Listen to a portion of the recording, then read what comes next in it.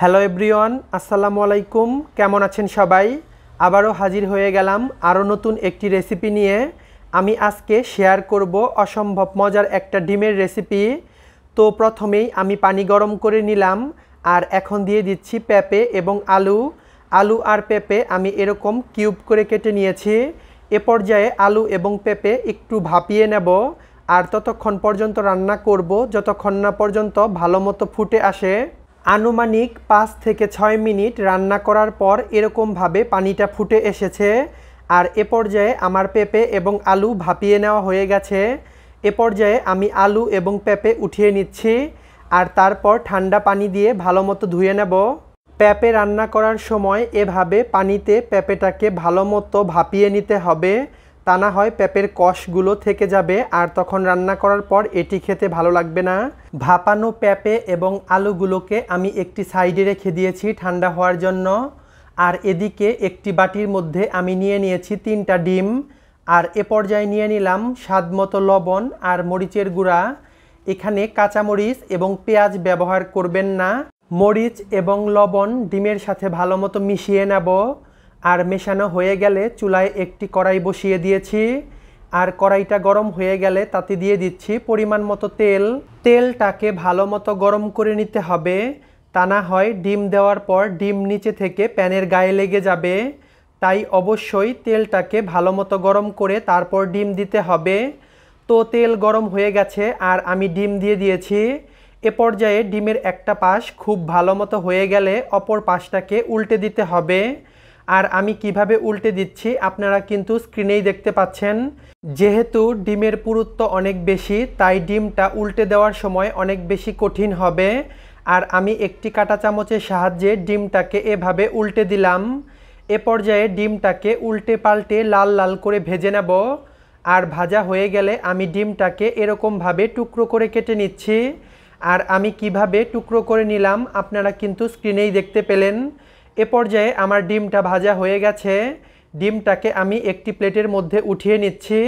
ডিম ভাজাগুলোকে আমি উঠিয়ে একটি সাইডে রেখে দিচ্ছি আর এ পর্যায়ে সেই একই প্যানের মধ্যে দিয়ে দিচ্ছি পেঁয়াজ কুচি।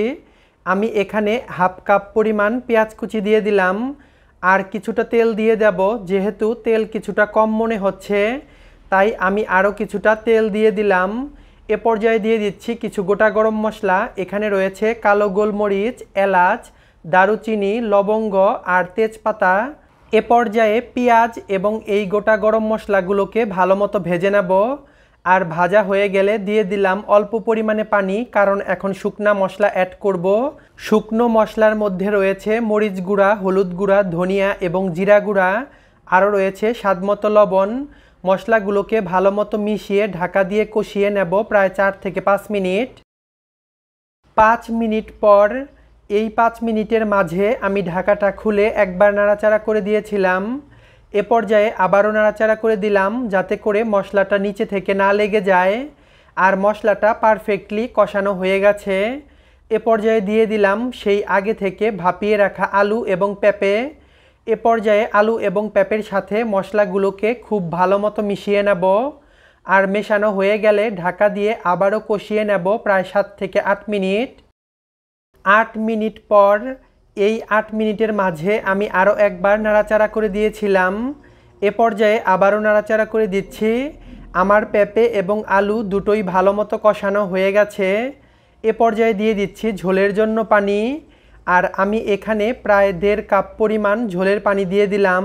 এই যে কাপটা দেখতে পাচ্ছেন এই কাপের আমি 1.5 কাপ পরিমাণ ঝোলের পানি দিয়ে দিলাম। আপনারা কতটুকু ঝোল পছন্দ করেন সেই অনুপাতে পানিটা দিয়ে দিবেন। এ পর্যায়ে পানির সাথে সব কিছু ভালো মতো মিশিয়ে নেব আর মেশানো হয়ে গেলে চুলার আঁচ ফুল করে দেব। এ পর্যায়ে ঢাকা দিয়ে রান্না করব প্রায় 20 থেকে 25 মিনিট। 20 মিনিট পর এই 20 মিনিটের মাঝে আমি একবার নাড়াচাড়া করে দিয়েছিলাম। এ পর্যায়ে যখন এরকমভাবে বলক চলে আসবে সে পর্যায়ে দিয়ে দেব আগে থেকে সেই ভেজে রাখা ডিমগুলো। এ পর্যায়ে ডিমগুলো ঝোলের মধ্যে ভালো মতো ডুবিয়ে দেব যাতে করে মশলাগুলো ডিমের ভেতরে ঢুকতে পারে। এ পর্যায়ে আবারও ঢাকা দিয়ে রান্না করব প্রায় 10 মিনিটের মতো। 10 মিনিট পর আমার রান্না একদম কমপ্লিট আর ঝোলটাও দেখতে পাচ্ছেন অনেকটা কমে এসেছে। এ পর্যায়ে আমি চেক করে নিলাম, যদি কোনো কিছুর প্রয়োজন পড়ে তা এ পর্যায়ে আপনারা অ্যাড করতে পারবেন। আমি চেক করে নিয়েছি সব কিছু ঠিক আছে। দিয়ে দিলাম 7 থেকে 8টি আস্ত কাঁচামরিচ। কাঁচামরিচ দিলে তরকারিতে দারুণ একটা ফ্লেভার অ্যাড হবে। আরও দিয়ে দিলাম 1 চা চামচ গরম মশলার গুঁড়া। এ পর্যায়ে গরম মশলাগুলোকে সব কিছুর সাথে ভালো মতো মিশিয়ে নেব। হয়ে গেল আমার মজাদার ডিমের তরকারি। আমার রান্নাটা একদম কমপ্লিট। এ পর্যায়ে চুলাটা অফ করে দেব। আর চলুন আপনাদেরকে পরিবেশন করে দেখাচ্ছি। আমি একটি বাটির মধ্যে তরকারিটাকে বেড়ে নিচ্ছি। দেখলেন তো এটা রান্না করা কত সহজ আর খেতে অসম্ভব মজার। আমার রেসিপি ভালো লাগলে আমার চ্যানেলটাকে সাবস্ক্রাইব করবেন।